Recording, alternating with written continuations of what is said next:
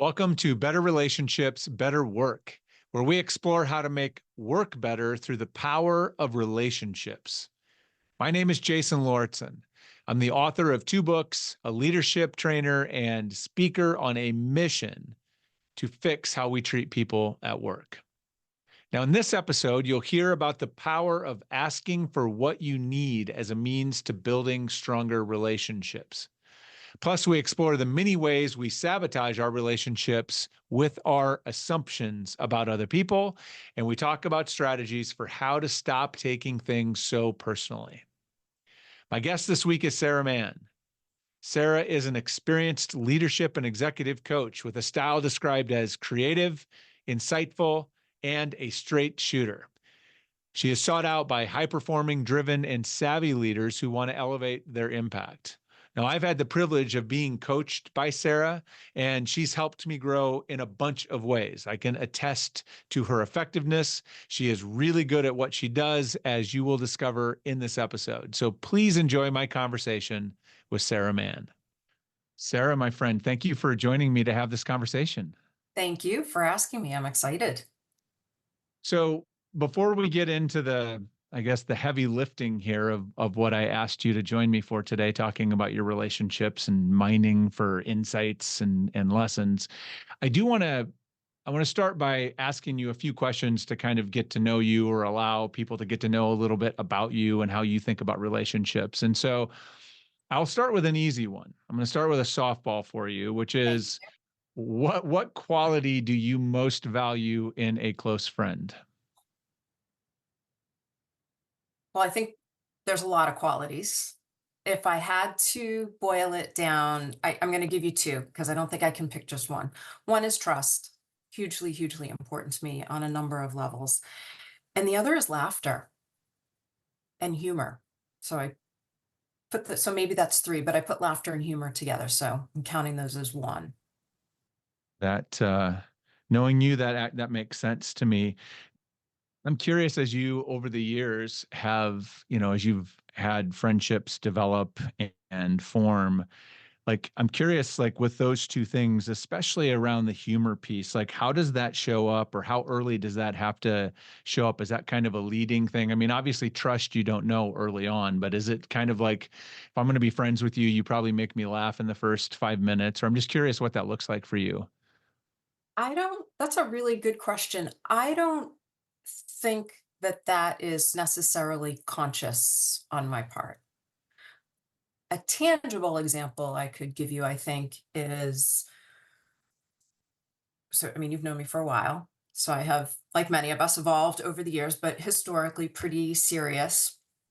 And I ended up marrying someone who is one of the funniest people I know. And so I knew early on in that relationship that I was in a good place because he just made, we laugh every day. I mean, I could be steaming mad about something and he still can make me laugh, which is really annoying, by the way, because sometimes you just want to be steaming mad. But so I don't know that it's conscious that I go looking for it per se, except that perhaps on some level I acknowledge it and I see it when it's in front of me.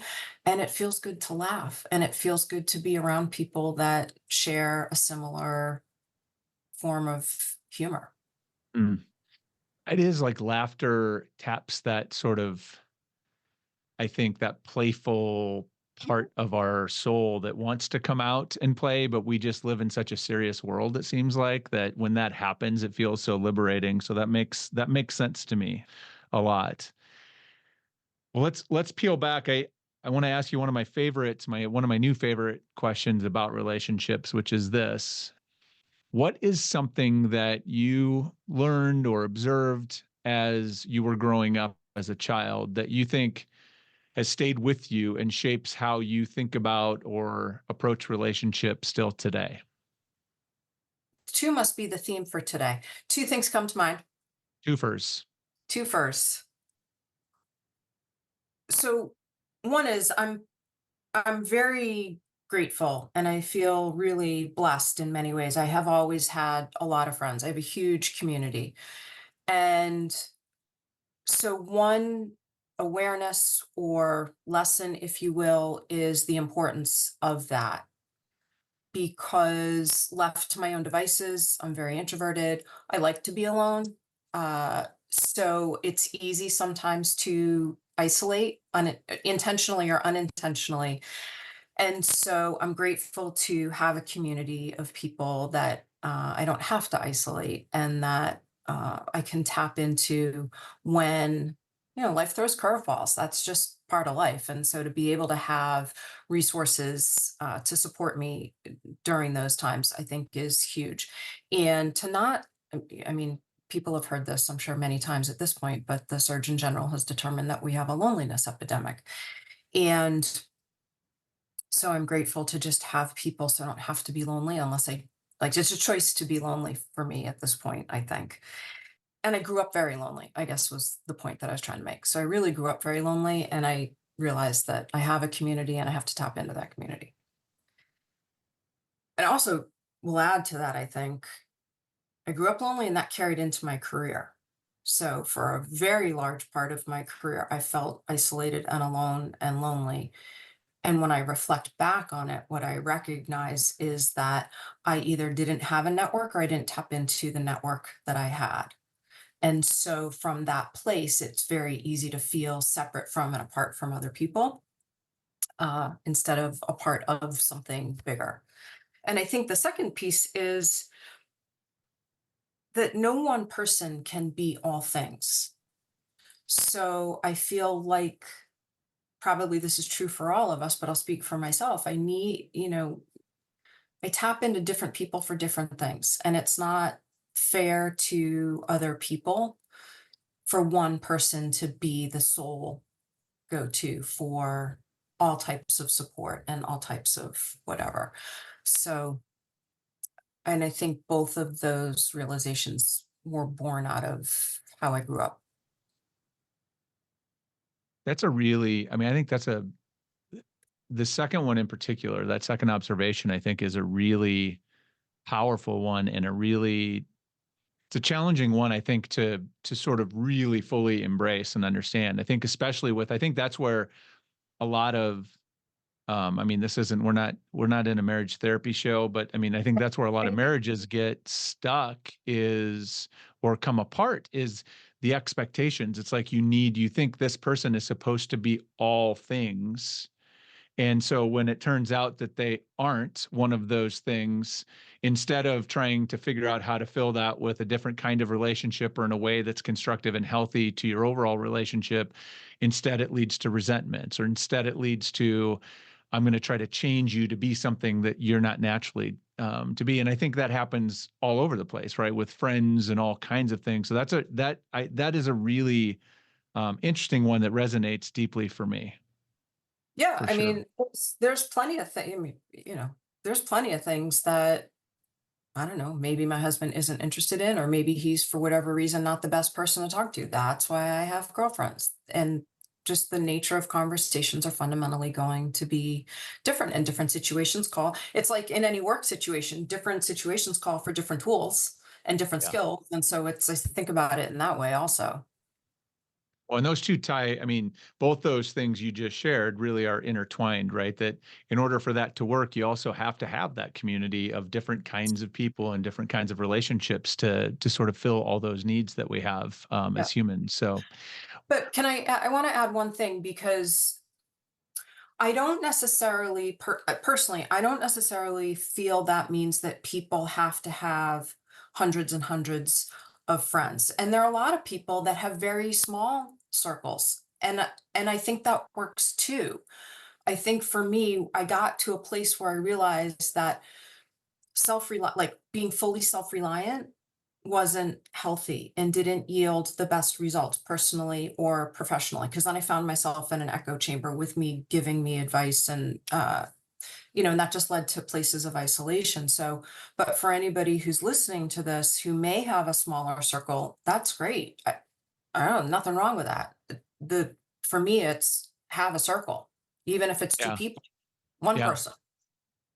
Well, and I think underlying that too is just understand, it's not so much about the numbers as much as it is, at least what I heard you say, I think, is understand your needs. Mm. Understand, though, sort of the thing that maybe for you to feel connected, to feel not isolated. I mean, I think about that in my own sphere of I have friends. I mean, I would say that I have lots of friends, but not Mhm. all of those friends are of the same, they're not all the same. Like some friends are friends I've known for 25 or 30 years, and we have deep history, and the kinds of relationship I have there, that's different than I have work friends. I have friends that love to talk about deep stuff, which I love to get into a deep conversation about stuff. You know this about me. That's why we're doing this, why I do this podcast.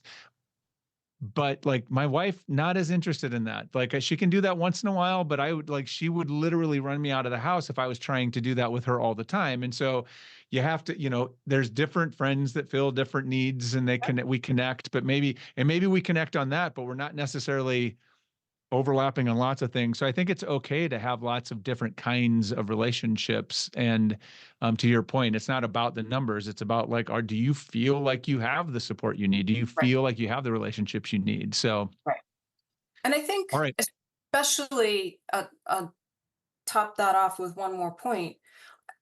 This feels heightened, I think, since COVID, maybe not. But if I look at my community, the number of people, and so I would include you in this, the number of people that I met professionally who over time have become true friends, the lines really have started to blur for me a lot over the years. And so, yeah, I'll just leave Well, it at that. regardless of I mean, I do think that I do think there are some trends that sort of are accelerating that, right? Where part of it is we don't have as many places to meet people. So oftentimes we meet people through work because that's the one place we kind of do interact with people, new people, different people. And that's where friendships, Yeah. you have to have the seeds planted somewhere.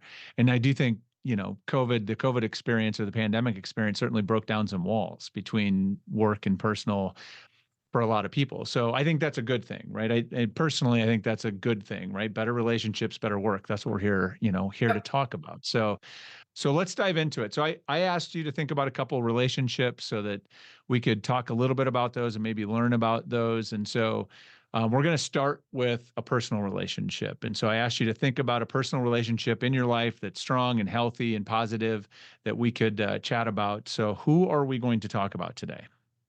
I have a girlfriend who is near and dear to me, and it just is a very easy relationship. All right. So tell me a little bit about the relationship. Is this someone you've known a long time? Like give us a little bit of background on this relationship. So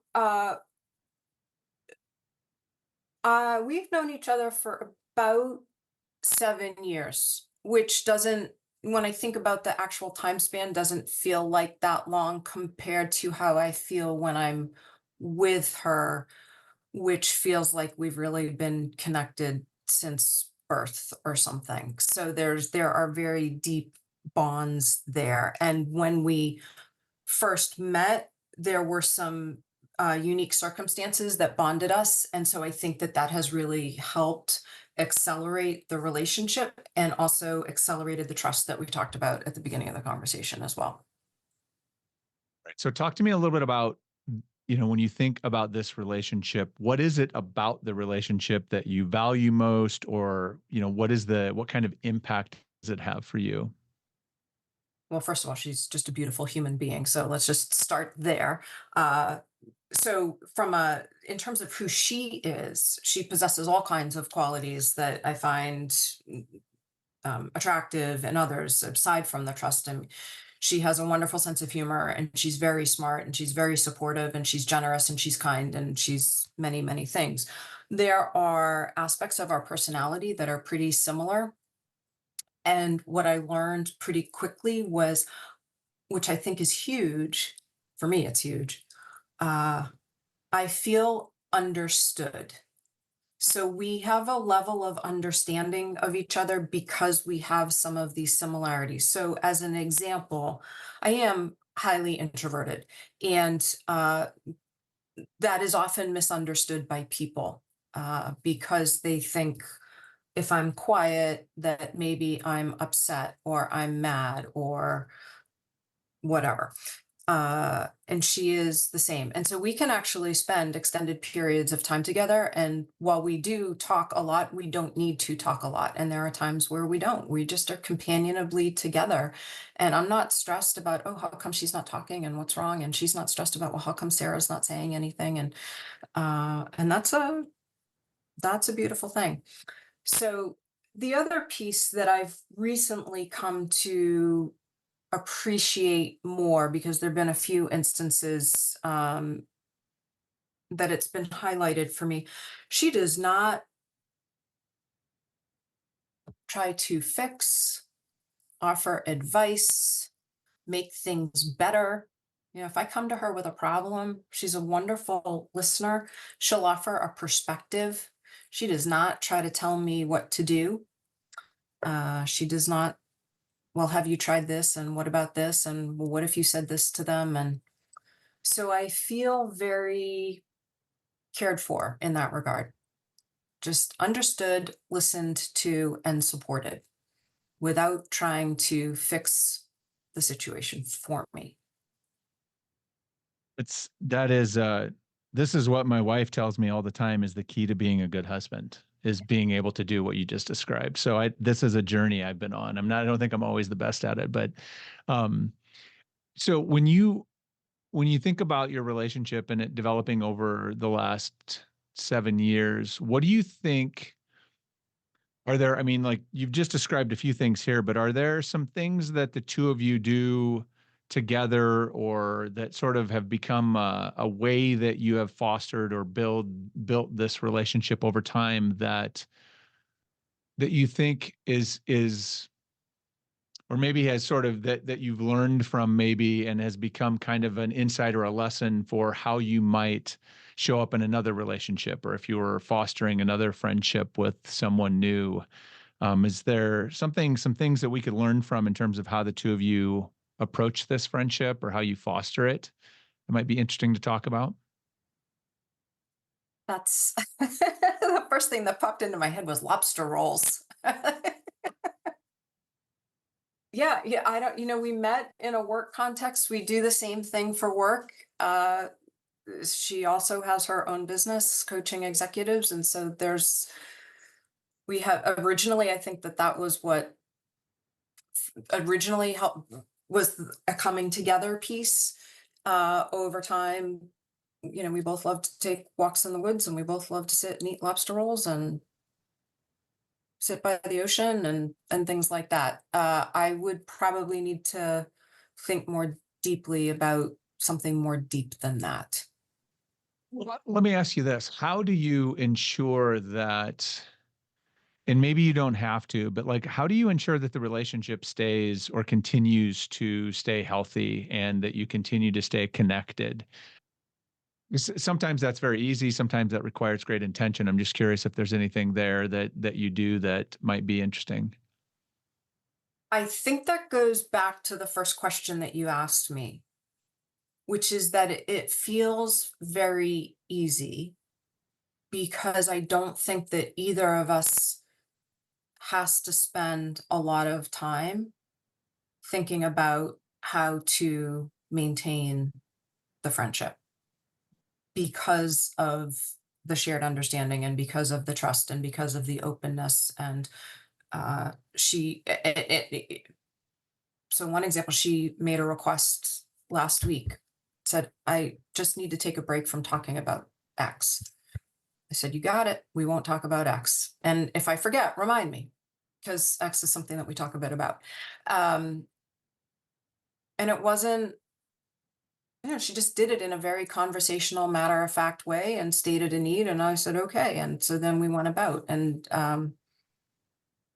so it just feels easy. Well, and I think there's a real, I mean, I think what you just shared made it sound like this is a very easy thing to do, but I think it's a pretty profound thing to do that a lot of people struggle with, which is being able to ask for exactly what you need, Hmm. and trust that the person on the other end of that request will be there to honor that without judging it or without. And so I think that's a pretty important thing and a pretty profound thing that a lot of people struggle with. Yeah. Yeah. And so in that regard, maybe I take it a little bit for granted because it does feel so easy. And I'm also, I know you'll at some point tie this back to work. But I immediately go to, not but, and I also immediately go to, I think that that's one of the challenges sometimes in organizations is that we're, whatever the nature of the relationship is, people don't always feel that comfort level to state a need, even if the need is pretty basic. And that I think can create a lot of internal strife for people. I think it can create a lot of opportunity for miscommunication, misunderstandings, and things like that for sure. All right, So so sorry if let's. I'm jumping ahead. No, that's all right. That's totally. There's very few rules here, so let's add on the conversation about the second person I asked you to think about. Is I asked you to think about kind of a work relationship directly, a relationship sort of born out of work or through work that has been positive and healthy for you. And I'm curious, who are we going to talk to or talk about there? I have another friend I met 2008, 2009, something like that. And it's been an interesting relationship because over the span of however many years that's been, we have played multiple work roles. I have been her client. Um, she's been, what's the word? Like one of my affiliates for a piece of work. We've been friends. We've worked together on projects. I mean, she's coached me. I've coached her. So we just have been in numerous roles together over the span of, I can't do the math, a lot of years, 15 years, something like that. So, as you think about this relationship, what is it about this particular relationship that has had the biggest impact for you over that, what is 15 years, we'll call it? The risk of sounding like a broken record, trust, Hmm. humor. Again, I would say that occasionally I have what some people might consider to be a warped sense of humor, and she shares that. So we find a lot of humor in the mundane and whatnot. And I mean, really, so I've heard this definition of being humble means that I'm teachable. And so, what I love about both of these friends and many friends is that I just learn so much from them, and I learn when I pause to listen to what's being shared, and things like that. So there's been so much over the years that has been shared learning or support or a lot of laughter. Um, yeah. So as you're asking me these questions, I'm So, feeling like, ooh, my answers are pretty similar, but I think that it just speaks to a trend line. yeah, and what's important to you? I think Yeah. that makes a lot of sense. And so, if you reflect on, I mean, it sounds like the two of you. It's really interesting that the two of you have been through all of these different roles. Where you've switched places and you've played different roles for each other. Sometimes where there was a value exchange, all kinds of different value exchange, some business, some just personal or friendship related, whatever. As you reflected on this relationship, what do you think you've learned about relationships from this one and how you've made that work over the years through all of those different transitions that you've been able to maybe take as a lesson or take as a skill to apply to other relationships, whether that be personal or work? So I'm an avid texter, although I seem to be slipping a little bit, but as the years progress, but I am an avid texter. And she sometimes isn't. And I think early in the relationship, I ascribed meaning to that as a small example. And so the lesson, and same as you send somebody an email, you don't hear back or whatever it might be. And, it's not about me. People are busy. There's all kinds of stuff going on in the world. And I, I s- I hear this so frequently from clients, and I see it in my own life where it is just, as humans, I think it is so easy to make an assumption about an action that someone took or didn't take, or something that was said or not said, and take it personally. And probably 99.8% of the time, it's not personal. It's just that person showing up in the world as who they are. Uh, Sometimes she texts me right back, sometimes she doesn't. And I don't think twice about it anymore. That's right. That's how there's so much drama we create for ourselves. This webcast is sponsored by my longtime friends at Inspiring Workplaces. Now, if you are someone who's working to create an engaging and inspiring workplace for your employees, and of course you are, that's why you're here, then listen up. Inspiring Workplaces is a global community of tens of thousands of HR and employee experience professionals that you can join for free. As a member, you will gain access to thousands of articles and videos and podcasts and events that will help you change the world by changing the world of work. They are also home to the Inspiring Workplaces Awards that recognize the best workplaces in the world. You can learn about the application process at their website. So please go visit inspiring-workplaces.com to learn more and to join the community. That's inspiring-workplaces.com. So, all right. So I am excited to dive to this next piece where I want to pull on a couple strings that Wait. you have we've left dangling as we've talked, especially because as a coach, I know you are generally on the other side of these issues. I'm sure are issues that you see all the time, and that you're helping people think about how to navigate these at work. And so I want to talk about like how we can take a couple of these insights and what they look like at work practically if we wanted to use them to build or foster better relationships at work or with work. And so let's go back to actually, let's start with this. Let's stay right with where we were. This understanding or trying to embrace that it's not about us, Hmm. right? That it's not personal. And we tend to take things so personally. And so I am curious when you encounter, which I'm sure you do in your coaching clients frequently, this thing pops up, right? Where we're obsessing about some other person or some other group of people and what they're doing and what they think that means for them. Like, how do you help someone move through that? What kind of strategies, what kind of approaches do you offer to help someone kind of get grounded in that it's not about you? And what does that look like to sort of move past that?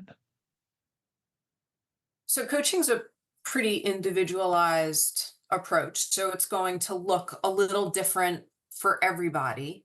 Yeah. That being said, there are I'd say probably two things that come up pretty frequently with clients. One of them is an acronym that I learned many years ago that I love, which I offer to people: take what you like, leave the rest, which is Q-tip. Quit taking it personally. And it's an easy way to remember that it's not all about me. And uh, people have a lot going on. And I guess related to that, Jason, too, is that uh, iceberg analogy, metaphor analogy, Yep. and that we go to work and we only see what's above the waterline. And so we see someone who's put together and articulate and whatever it is that we see. But underneath the waterline, we all have lives. And you just don't know what someone else is dealing with in terms of, and life throws curveballs. Everybody's got baggage. And I don't mean that in a cynical way. I just think that's part of the human experience. Everyone's got baggage, whether it's child care issues, elder care issues, disease, addiction, mental illness. Like there's just stuff out in the world. Um, and most people don't share that freely in the workplace. So you don't know what stressors somebody else has going on in their life. That's the first thing. And the second thing was is this idea that there are a lot of things in the world we don't have control over. The one thing that we absolutely have control over is how we show up in the world. And so this idea of the place that you lead from is going to determine your results. So if you haven't responded to my emails and in a week, and so I have built up a story in my head about you, and then you and I get into a meeting together, and I come into that meeting like all fired up because I've got a story going about you now. How you respond to me is likely going to be very different than if I show up and say, "Hey, I didn't hear back from you. Unlike you, is everything okay?" Right? Yeah. Right? Your response is going to be fundamentally different. And both of those responses, whether I'm fired up and ready to go, or I'm more concerned about you and checking in on you and supportive, that's the place that I'm leading from. Mm. And sometimes clients will say, well, I don't have any control over that. I'm ticked and I don't have any control over that. And this may sound harsh. Uh, you do have control over it. Because if you don't have control over your emotional world, no one else does. So there's a level of accountability and personal responsibility and emotional maturity and leadership maturity that we all have an opportunity to develop over the course of our lives. Mm. And that fundamentally changes the relationships that we have with people, whether that's personal or work. Certainly does. And I would say the other, I mean, the thing I would add on to that, I mean, just what you just described is something that I have been really interested in and been working on personally for myself is this whole notion of this, really being aware of the stories that we tell ourselves about what's happening. Mhm. And I mean, a couple of things that I have found to be really helpful over the years too, just tactically, is that when something happens and I don't know, I'm not sure what it means, right? So someone doesn't reply to my text as fast as I thought they were going to. And I'm like, uh-oh. And so like I don't know. So I tend to go to where right, we write a worst case story is usually what we do because that's what our brains are sort of hardwired to do. Yep.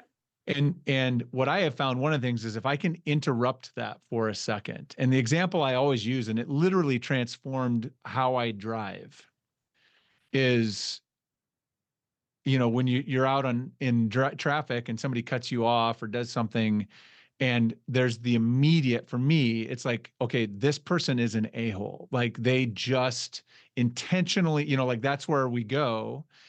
And I don't know when it happened. I mean, it's been 15, 20 years ago, but I heard somebody talk about this somewhere, and I just interrupt it with like, now I write an alternate story, or I choose like, okay, what else could be going on? Well, maybe they're in a hurry because they got a call from their kids panicked about something, or their kids at school got hurt, or maybe somebody's in the hospital or somebody, whatever. I can write a lot of different stories. And as soon as I provide an alternate narrative, it diffuses like the emotional bomb. And so that's one tactic I have found to be really helpful. And then the other thing I have told people too, relative to this, is like, if you're not sure, just ask. Mhm. Like you just said, just ask. Like, not sure how to take that email. I don't know if you're in a hurry or if I'm just, so I figured I'd just ask, like, can we just check in on that? And it's amazing how often it's like, yeah, sorry, I was just in a hurry. I should have said blah. And then it's like, okay, done. And it's gone. And so that happens so frequently. So anyway, those are two other tactics kind of building on what you just shared that I have found to be personally very helpful. Yeah, and I think in the so two thoughts. One is that's why when organizations go through change and there's change management initiatives, the communication becomes so important because in the absence of information, people will make up their own story. Because Right. to your point, that is how we're wired unless we work to change that wiring. And I forgot what the second thing was. It's all right.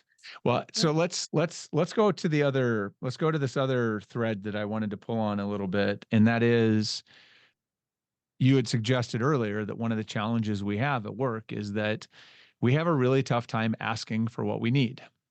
Mhm. People just don't. Instead, we guess what people need, or we guess we think somebody wants from us, and we like there's all this guessing that goes on, all these assumptions that create problems. And so I'm curious if there are some strategies or how do you coach someone to think about that, like to get more comfortable in asking for what they need from others? Like just because I know that this is something probably everybody struggles with. So I'm curious if you have any insights for us.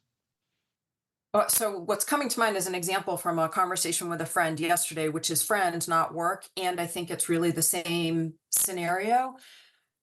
And it ties exactly back to what you just said about reframing the narrative and coming just okay, if I were to look at this from a different perspective, what would change?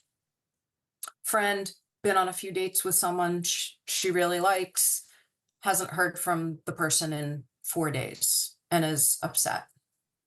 Well, did you reach out to that person? No, I want them to reach out to me. Okay, well, you have just put yourself in a box. Like there's nobody wins in that. So we're talking, and I said, I don't know, maybe just reach out and say, hey, I've been thinking about you. I'd love to get together again. And they did. And the person texted back and said, that's great. I'd love to. But there was a whole narrative that she was stuck in that she didn't want to come, whatever. So, and that happens in the workplace too. Clients think that the ask or the comment is a much bigger deal than it is. When at the end of the day, you're just talking to another human. I mean, it's like it's a relationship. Just ask the question. Doesn't have to be argumentative, doesn't have to be conflict, doesn't have to be provocative. Have you asked? That's exactly right. And I think the other thing that is so interesting is that we because of those expectations we project or the assumptions we make, we forget that oftentimes the person on the other side of that is likely like they want to know what it is that you want. Like they're curious about that, especially if it's in a work context. I think it's funny to me how many employees don't want to ask for what they need from their manager.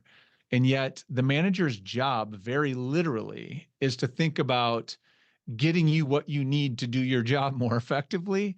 And I think about that in any relationship. I mean, I say that to Angie all the time. I'm like, just tell me. Like, it's fine. I'm like, I am like one of my motivators in life is to make sure you are happy and taken care of and that you have what you need. Like, that's one of the things that I am motivated to do. And when you tell me what you need, Mhm. it allows me to succeed at that. You get what you need. I'm happy and fulfilled. It closes like it's a win-win all the way around. And I think I know as a leader, Happy life. it's a gift. Well, and Yeah. at work, as a spouse, anybody, it Mhm. is a gift when someone just shares with you what it is they need. Because most of the time we want to give it to them. And we're trying to puzzle out what it is they need. And so I think it's also, if you reframe it that way, you're making the job of the people around you easier by creating clarity or transparency about your needs to be able to achieve the things that you're trying to achieve.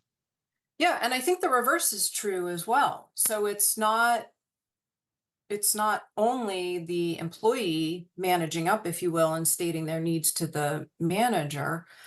I have had many clients who are afraid to have an honest conversation with a direct report. And sometimes it's because they don't feel like they've got the language. Sometimes they're unclear about what's okay to say. Some folks have been drilled with ideas about don't do these 72 things because you'll open us up to a lawsuit.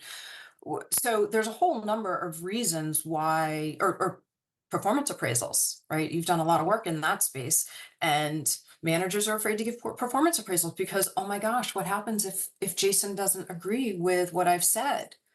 Well, that's okay. Jason's allowed to disagree. Jason's allowed to have his feelings, and that doesn't mean that we can't have a conversation about it in a respectful and so yeah, I think it goes both ways. Yeah, clarity is rocket fuel in relationships, and that leads to all kinds of positive outcomes, and clarity is usually what is breaking down. So, Sarah, this has been delightful. Can I say And one if piece you, on the yeah, clarity? go about it. Go for it.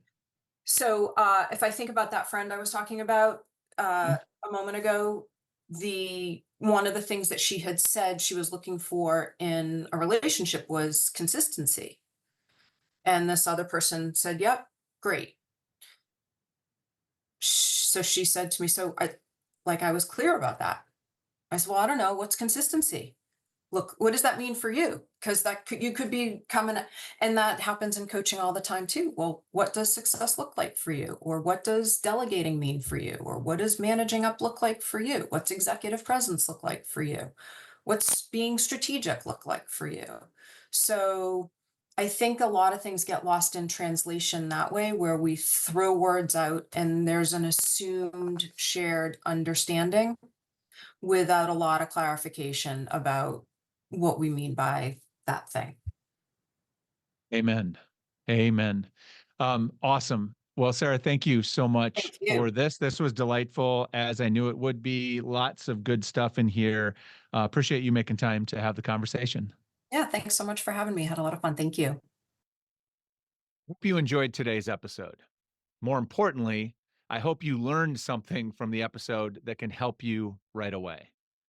Now, if you'd like to reflect on what you can learn from your own healthy, positive relationships to make work better, I've included a link in the description below where you can access and download what I call the relationship reflection exercise. This includes the same questions that I ask each of my guests to reflect on prior to our conversation on the webcast.